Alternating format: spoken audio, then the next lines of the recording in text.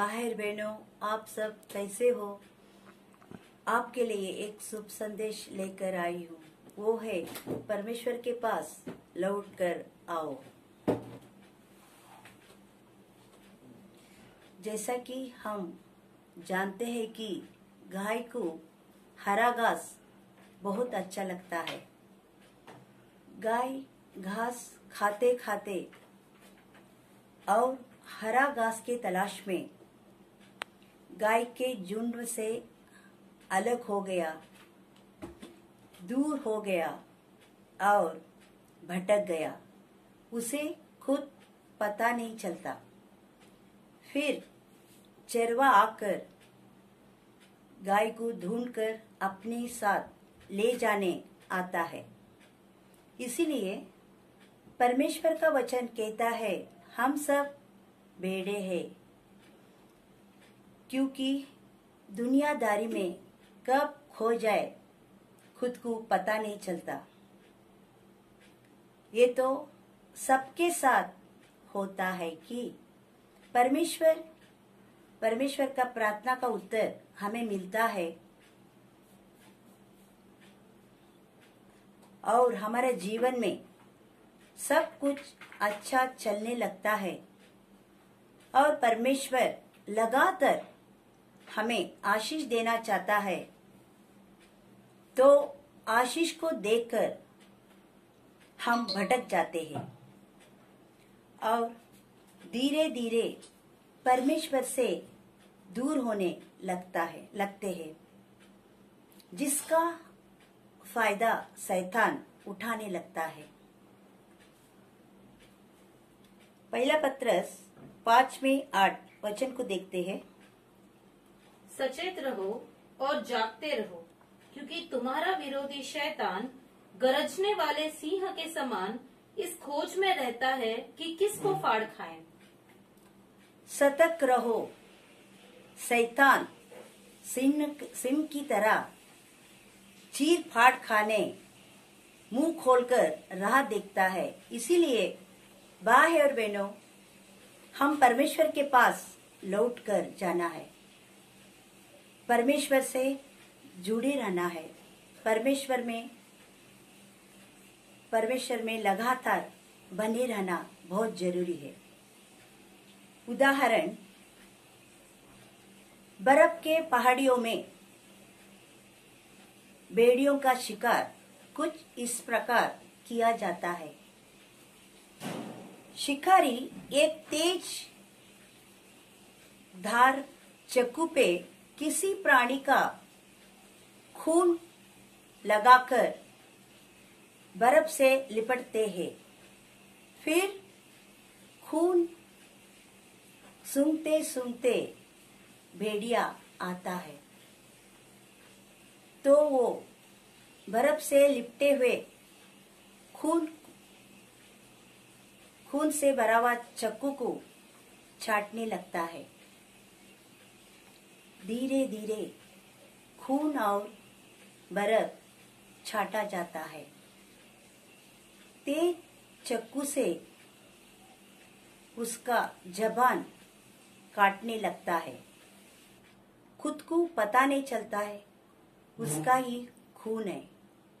धीरे धीरे अपना ही जबान काटकर चाकू में फंसकर मर जाता है।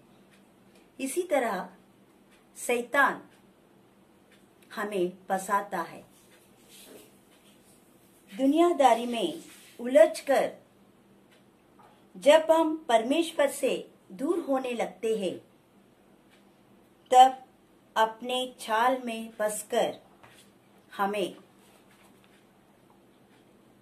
बर्बाद करने का पूरा योजना शैतान बनाता है। इसीलिए परमेश्वर से जुड़े रहो, परमेश्वर में बने रहो, अपने आप को भटक जाने से और शैतान का छाल में फंसने से बचे रहो। यदि तुम्हें लगता है कि तुम परमेश्वर से दूर हो गया हो, तो तुरंत माफी मांगो। और परमेश्वर से जुड़ जाओ, क्योंकि अभी भी देर नहीं हुआ है। लूका 15 में 1 से 7 वचन पढ़ेंगे। जब चुंगी लेने वाले और पापी उसके पास आया करते थे ताकि उसकी सुने, पर फरीसी और शास्त्री कुड़कुड़ाकर कहने लगे, यह तो पापियों से मिलता है और उनके साथ खाता भी है। तब उसने उनसे यह दृष्टांत कहा, तुम में से कौन है जिसकी 100 भेड़ें हो और उनमें से एक खो जाए तो 99 को जंगल में छोड़कर उस खोई हुई को जब तक मिल न जाए खोजता न रहे? और जब मिल जाती है तब वह भेड़ आनंद से उसके कंधे पर उठा लेता है और घर में आकर मित्र और पड़ोसियों को इकट्ठा करके कहता है, मेरे साथ आनंद करो क्योंकि मेरी खोई हुई भेड़ मिल गई है। मैं तुमसे कहता हूँ कि इसी रीति से एक मन फिराने वाले पापी के विषय में भी स्वर्ग में इतना ही आनंद होगा जितना कि 99 ऐसे धर्मियों के विषय नहीं होता जिन्हें मन फिराने की आवश्यकता नहीं। यीशु मसीह दुनिया में आया नीतिमान के लिए नहीं, पापियों के लिए आया है। तो कभी एक पापी परमेश्वर के पास लौट कर आता है, उसका उद्धार होता है, तब स्वर्ग में भी परमेश्वर के साथ स्वर्गदूत भी खुशियां मनाते हैं। इसीलिए भाई और बहनों, परमेश्वर के पास लौट कर आइए। परमेश्वर तुम्हें आशीष देगा, परमेश्वर तुम्हें खुशियां देगा, परमेश्वर हमेशा तुम्हें गले लगाएगा। उदाहरण,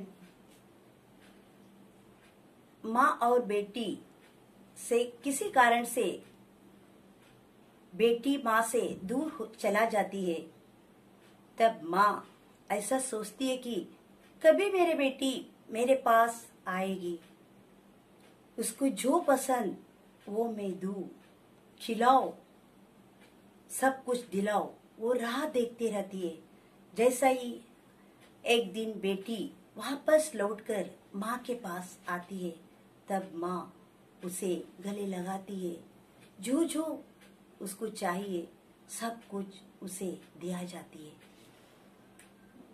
पृथ्वी का माँ स्वर्गीय पिता के पास लौटकर जाते हैं तो स्वर्गीय पिता कितना आनंदित होगा। दुगना आशीष देने वाला परमेश्वर है। कभी बाहर बहनों, हम परमेश्वर के पास लौटकर जाना बहुत ही जरूरी है। लूका 15 में 6 और परमेश्वर तुम्हें बहुत प्रेम करता है और राह देख रहा है कब तुम परमेश्वर के पास लौट आओगे, क्योंकि तुम्हारे लौट आने से परमेश्वर तुम्हें दंड नहीं देगा, आनंदित होगा, गले लगाएगा, बहुत सारे आशीष तुम्हें देगा, क्योंकि आप लौट कर आए। भाई और बहनों, परमेश्वर के पास लौट कर आने का निर्णय लो। इस समय प्रार्थना करेंगे। परमेश्वर पिता, तुझे कोटि कोटि धन्यवाद करती हूँ राजा। तू महान है परमेश्वर पिता, सर्वशक्तिमान पिता है, सारे सृष्टि का मालिक तू है, सारे सृष्टि का रक्षक तू है। तुझे कोटि कोटि धन्यवाद करते राजा। इस समय पिता परमेश्वर, कोई भाई और बहन खो गए पिता परमेश्वर, तुझसे दूर गए पिता परमेश्वर, वापस तेरे पास लौट आने में तू मदद कर और तू सहायता कर राजा। धन्यवाद करते पिता परमेश्वर। तू लौट आने पर तू आनंद दंड नहीं देगा पिता परमेश्वर, तू आनंदित होगा राजा।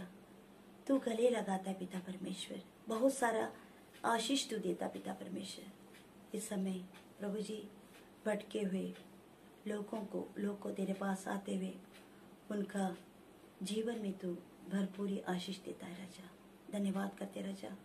प्रार्थना तो सुना यीशु स्वामी। धन्यवाद राजा। प्रार्थना और विनंती हमारा उद्धार करता प्यारे मसीह यीशु के नाम से मांगती हूँ। सुनिए और कबूल कीजिए। आमीन।